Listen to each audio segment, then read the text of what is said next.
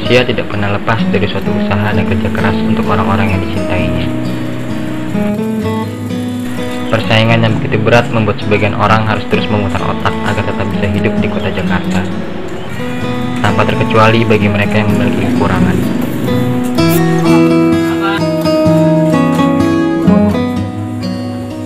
Adalah Bapak Ahmad, seorang pribadi sederhana yang memiliki semangat hidup sungguh luar biasa. Kekurangan fisik tidak pernah dijadikan suatu alasan untuk tidak bekerja.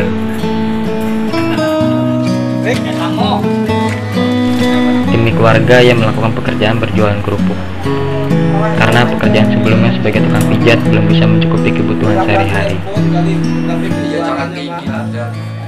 Berkeliling menjadi penjual kerupuk dirasakan memiliki lebih banyak resiko. Tapi demi memenuhi kebutuhan keluarga, apapun resiko tetap dijalani oleh Pak Ahmad.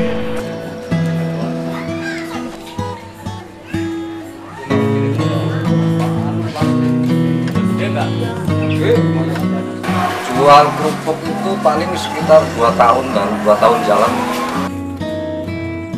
Sekitar 2 tahun.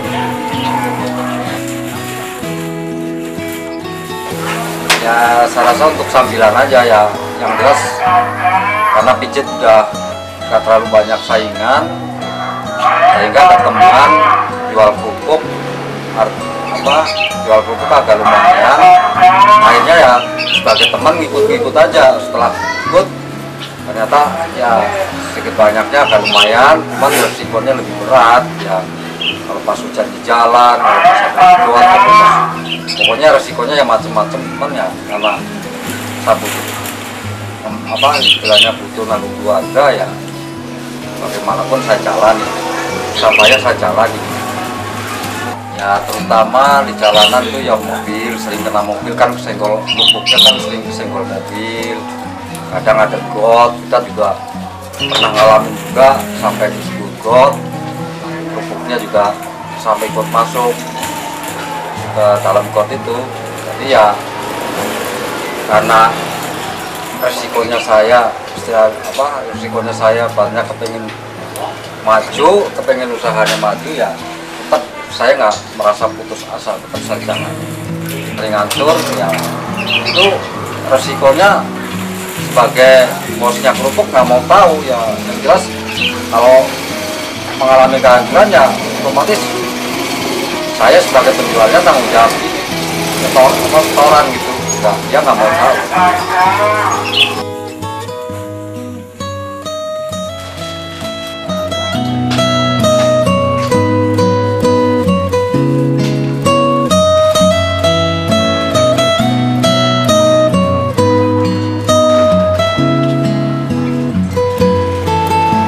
Setiap pagi harus bersiap-siap untuk memulai aktivitas saya berjualan kerupuk. Seperti biasa, dengan ditemani sebuah tongkat kecil untuk menuntun langkah demi langkah menyusuri jalan.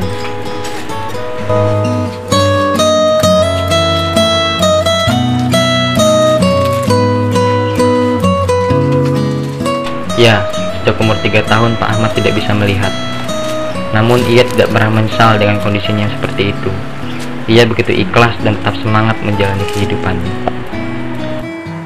Di umur 3 tahun setengah, katanya orang tua saya dulu sih sakit panas.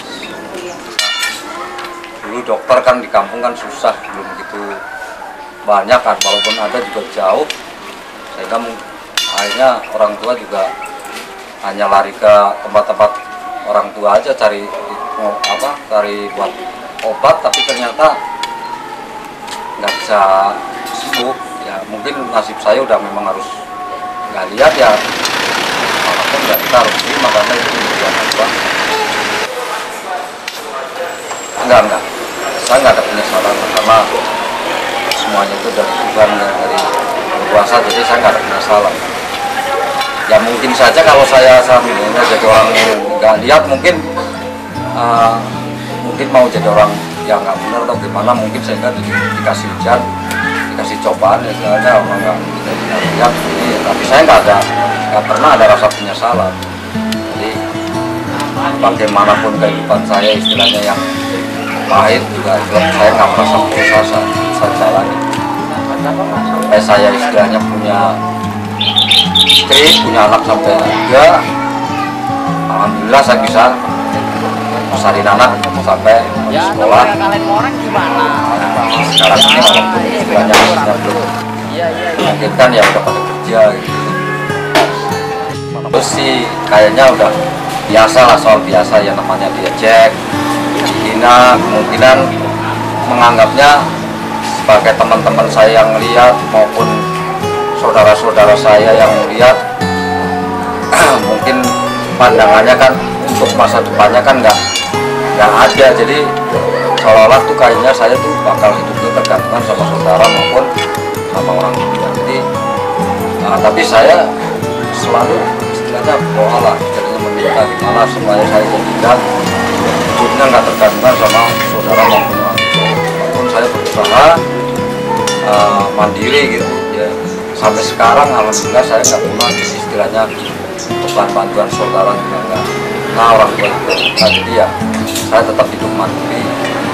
Tahu ya kayaknya karena usaha pijat ini kayaknya semakin menurun banget ya, mungkin ya selamanya saya masih mampu jalan, masih mampu usaha,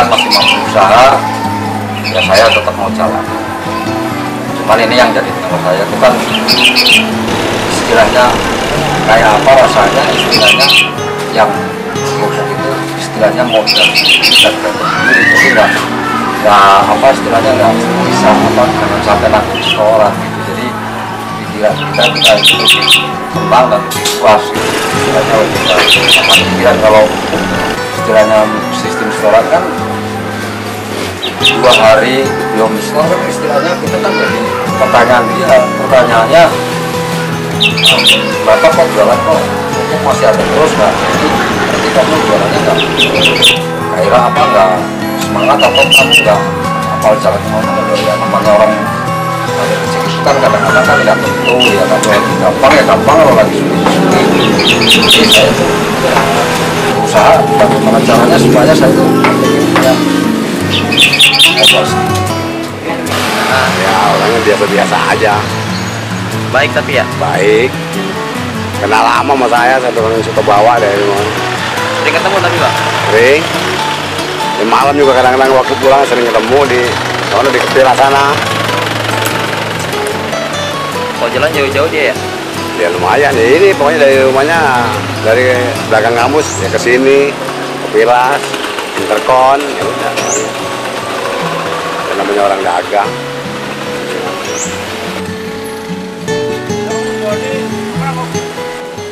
Sesekali Pak Ahmad beristirahat di bawah rindangnya pepohonan untuk berteduh dari terikat sinar matahari sambil menunggu datangnya pembeli kerupuk. Walaupun terasa letih dan kepanasan, Pak Ahmad pantang menyerah. Semangat itulah yang membuat Pak Ahmad dibanggakan di mata keluarga.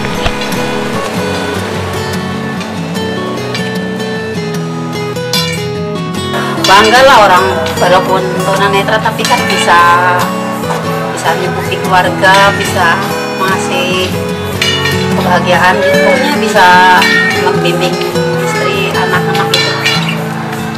Kalau Pak Ahmad rasanya Pak?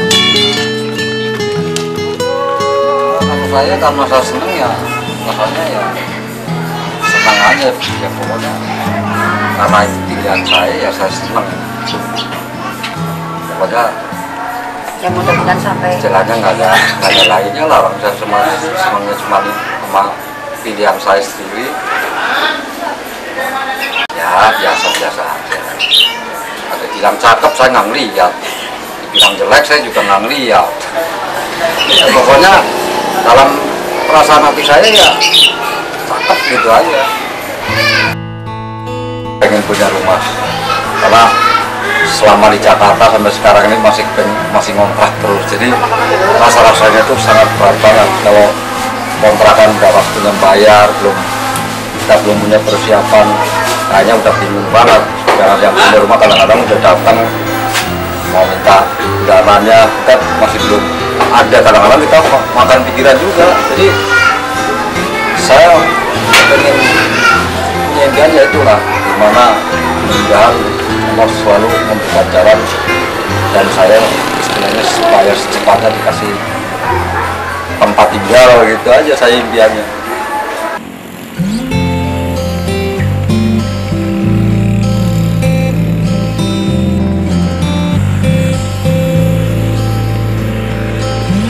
Pak Ahmad adalah salah satu contoh luar biasa dari begitu banyak orang yang memiliki kekurangan.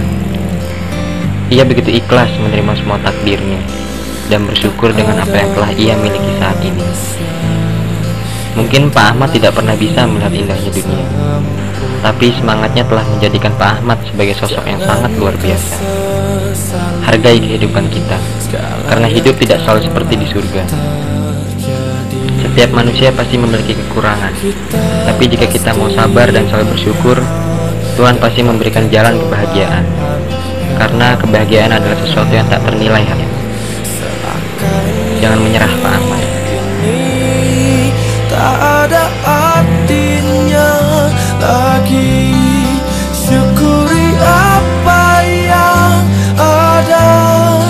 Hidup adalah anugerah, tetap jalani hidup ini, melakukan yang terbaik.